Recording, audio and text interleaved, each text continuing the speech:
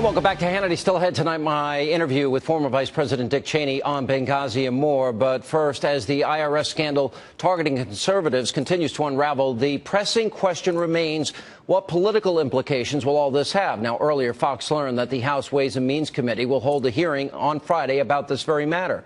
And joining me now with reaction is Kentucky Senator Rand Paul. Senator, your reaction?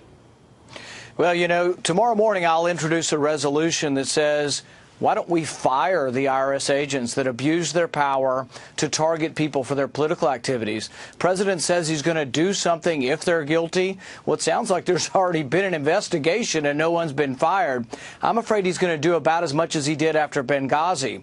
The people who made the decisions not to provide security were transferred temporarily, and they still work for the State Department. No one was fired. So it's a bit of faux outrage, and I wonder, what is the president going to do? So we are going to demand tomorrow in a Senate resolution that says to the president, Mr. President, if someone did this for political reasons, targeted groups, they should be fired. Well, they did do it. I mean, that's the point. It's pretty obvious. They've admitted they did it, and they came clean about it.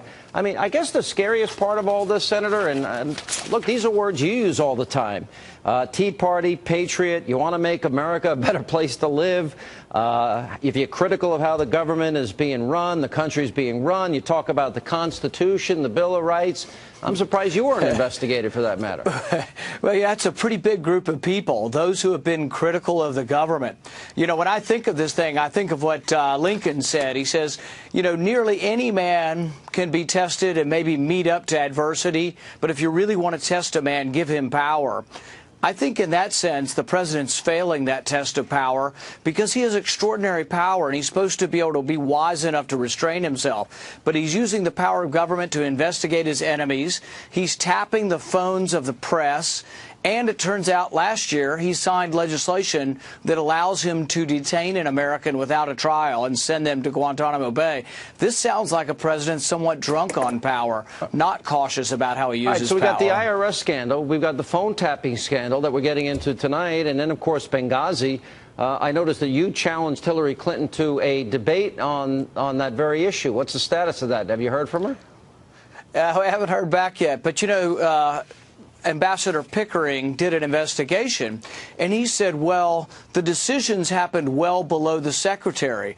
That's precisely my point. The fact that Hillary Clinton was not engaged when they called for help, when they asked for more security from Libya, it went to her underlings, and she's going to let them take the fall. Absolutely, that should have risen to the secretary, and that's precisely her mistake and why she should be held accountable, because it is her job to determine what information gets to her. And the fact that the plea for help, the plea for more security, the plea from Colonel Wood, all of these things came to her underlings, and she says, oh, I'm not responsible. Absolutely, she's responsible for not listening and telling her undersecretaries to give her the information. A lot of press was made about your comment that Obama is working with anti-American globalists plotting against our Constitution.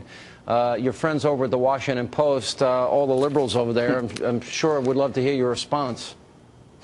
Well, you know, the one thing they can't get away from is there is a UN small arms treaty. We're not making it up. President Obama has sounded and acted in the UN as if he's supportive. It is moving forward, and we are trying to drum up support and publicity for people to say, look, we do not want to have Americans have to obey rules of the United Nations. It goes against our sovereignty. It goes against our Constitution.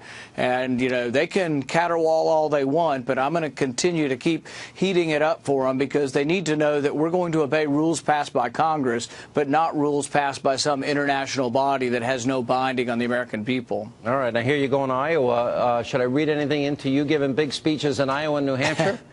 I guess it's just a coincidence, Sean. I don't know why. I keep looking up, and Iowa's on my schedule, New Hampshire's on my schedule, South Carolina.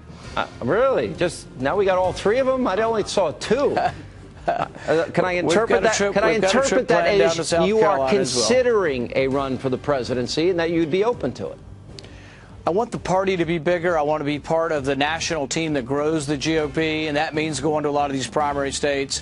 What happens beyond that, I don't know. But I will tell you, until we start reaching out to African Americans, to Hispanics, to Asian Americans, and saying we are the party of inclusion, and we are the party that will help you to get to work your way up the socioeconomic ladder, when we convince people in a bigger, broader area, I think we'll begin to win again. All right, Senator, good to see you. Thanks for being with us.